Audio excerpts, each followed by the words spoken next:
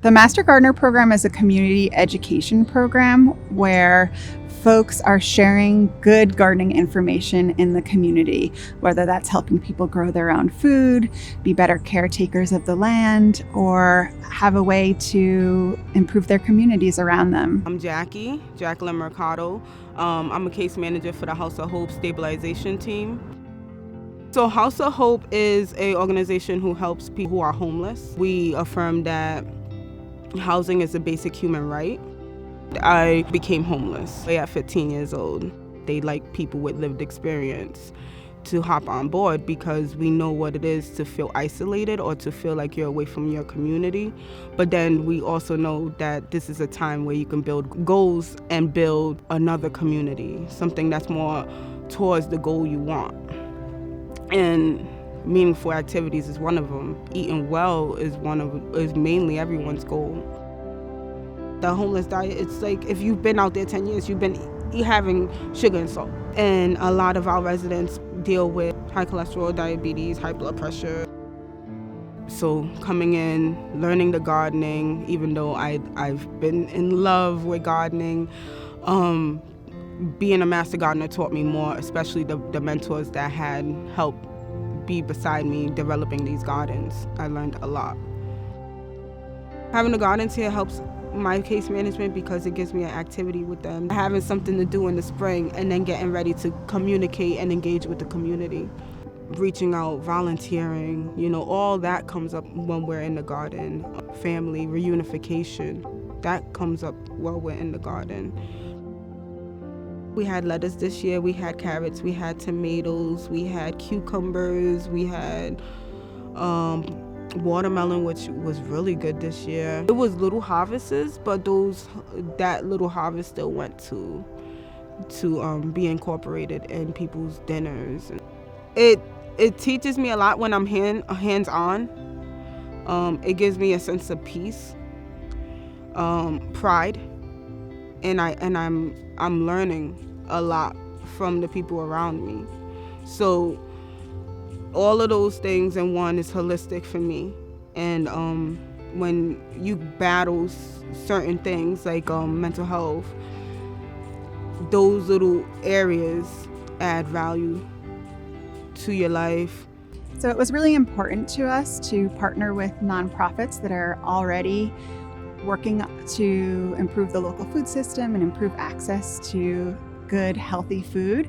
And that's because we are all about this asset-based model. How can we collaborate with community organizations that are already doing good work and just amplify those efforts through the addition of maybe some volunteer training for some of their staff and folks involved in their organization, through the addition of trained and very skilled and incredibly good-looking volunteers, as well as the resources and the knowledge base that we have at the university. And we understand that these community-based organizations really know what's going on, what's going to work well, what's worked well in the past, how to deliver messages to their constituents. And so we're really building upon those strengths. It's working with the folks who are already trusted members of their community, who can really serve as peer educators and sparks for change. I have a team of about 14 or 15 master gardeners, most of them who, as I, are veterans that come here and volunteer trying to spruce up these patios. Very dedicated. They're dedicated to the patios and to the veterans who live in these patios. And one of the things that we do here is we communicate with the veterans. What do you want to see in your patio? What kind of plants do you want? And in the greenhouse, we start in February and we start growing those plants right here on site. And the veterans love to get out there and they help water during the week and pull a few weeds and whatever they can do. And at this time of the year, they enjoy harvesting some of the fruits of everybody's labor, including theirs. Most of the flowers, if not all of them, are not only native to North America, but they're pollinators. And they attract bees, butterflies, hummingbirds, and this is what our veterans enjoy, hanging outside, sitting in a patio, and just watching the wildlife. Being a veteran, I just like the idea of giving back to our veterans. They served us. It's time for us to serve them.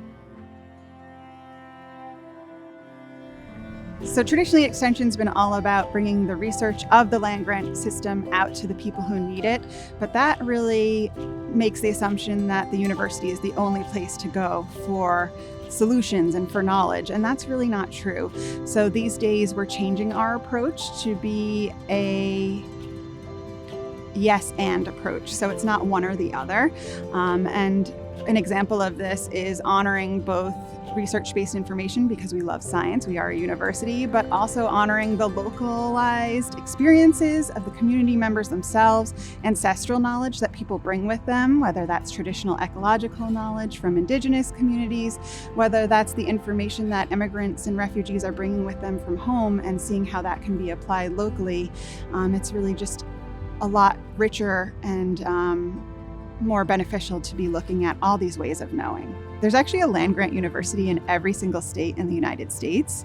Each of those universities is tasked not only with educating undergrads and performing research, but also sharing the resources and the knowledge that's generated from the system out to the communities and the farmers and the homemakers who need that information.